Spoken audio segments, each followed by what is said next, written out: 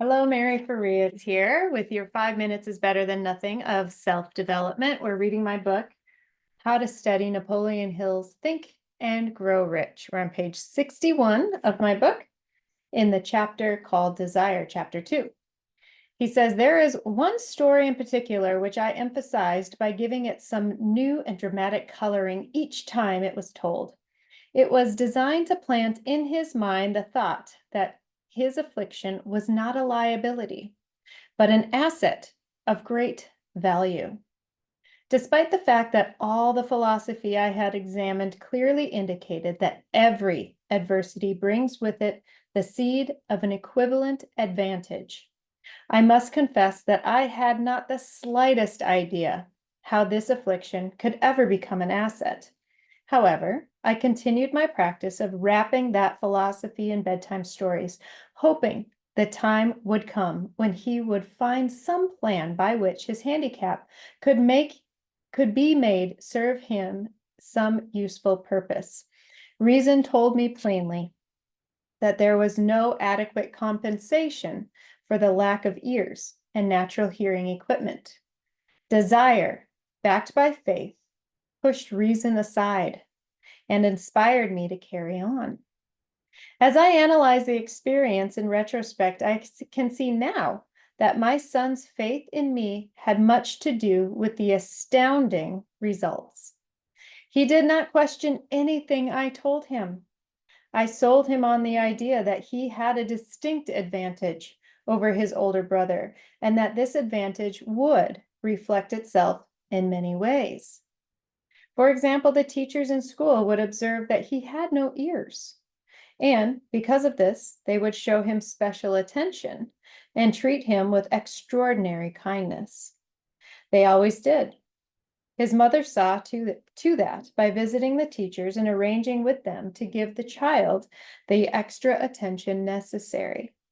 I sold him the idea too, that when he became old enough to sell newspapers, his older brother already had become a newspaper entrepreneur, a newspaper merchant, he would have a big advantage over his brother, for the reason that people would pay him extra money for his wares because they could see that he was bright, industrious boy, despite the fact he had no ears.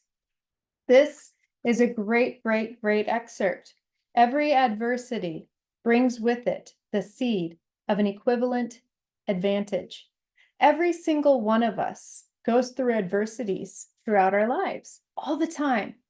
And we could get stuck in the concept that, oh, I'm going through something right now and it's terrible.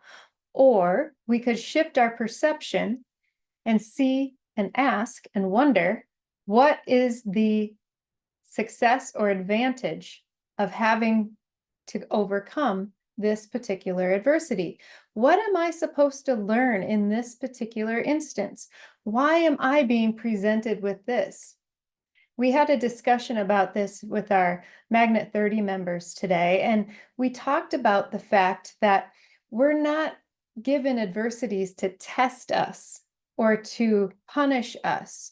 We are given adversities to grow into the person that we are becoming, right? And so we are growing ourselves. There's a seed of advantage in the adversity.